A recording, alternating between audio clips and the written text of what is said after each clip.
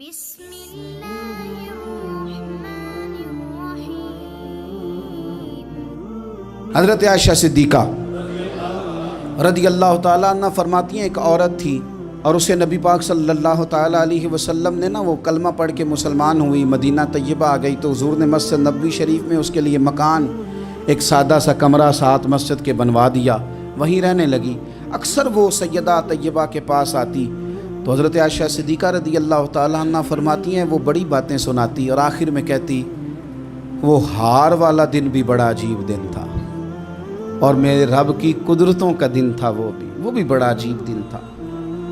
سیدہ عائشہ صدیقہ رضی اللہ تعالیٰ عنہ ایک دن فرمانے لگی کہ تو ہار والے دن کا بڑا ذکر کرتی ہے، وہ کیا دن تھا؟ تو خاتون کہنے لگی اماں جی وہ دن تھا جب میرے رب پر بھروسہ اور مضبوط ہو گیا،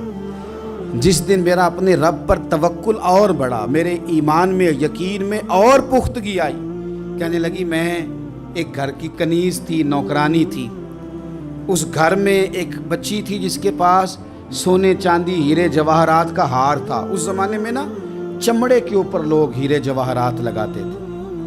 کئی دفعہ سرخ رنگ کے چمڑے پہ لگائے جاتے تھے، وہ بچی پہنتی تھی تو کہتی ہوں بچی کے اس نے اتار کے رکھا یا اس سے گرا وہ ہار تو چیل اسے اٹھا کے لے گئی گوشت سمجھ کے اور میرے سامنے اٹھا کے لے گئی۔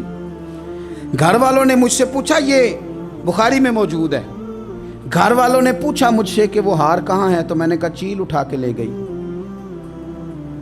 گھر میں کچھ چوری ہو جائے تو سب سے پہلا الزام کس پہ لگتا ہے؟ ملازمین پہ۔ کہتے انہوں نے مجھے بڑا مارا، بڑی تکلیف تھی، حتیٰ کہ میری شرمگاہ تک کی تلاشی، میری عزت اتنی خراب کی میں بتا نہیں سکتی۔ میں نے اپنی زندگی میں ایک واقعہ دیکھا، ایک امیر گھر میں چوری ہو گئی، ملازم کو اتنا مارا کہ وہ چارپائی پہ پڑ گیا، پولیس والوں سے اتنی مار پڑوائی گئی کہ وہ بیچارہ چارپائی پہ پڑ گیا اور پھر وہ اتنا بیمار ہوا اور کچھ دنوں کے بعد پتہ چل گیا کہ چور تو اپنا بیٹا ہے ان کا، پھر اس کا انتقال ہو گیا۔ اب وہ سیٹھ صاحب اور گھر والے آ کے مرنے والے کے کان میں معافی مانگ رہے ہیں، کان میں۔ تو میں نے ان سے پھر کہا تھا کہ یہ تو اب چلا گیا ہے،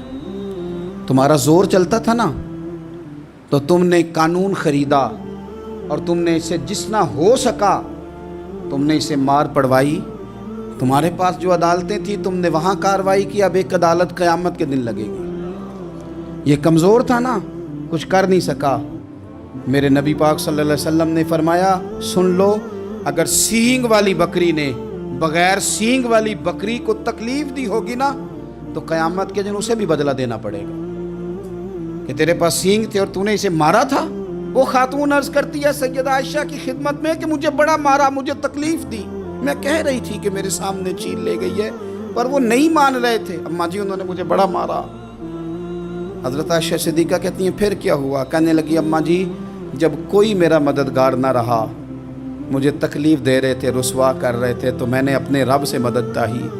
میرے رب کی طرف میں نے توجہ کی، میں نے کہا مالک اب تو ہی میرا مددگار ہے۔ کہتی ہے وہ مجھے مار رہے تھے تو وہ چیل جو ہار لے گئی تھی وہی لے کے واپس آ گئی اور ہمارے سروں کے قریب لا کے اس نے جب اس ہار کو پھینکا وہ مجھے چھوڑ کے سائیڈ پہ ہوئے، وہ میری بے گناہی جان گئے،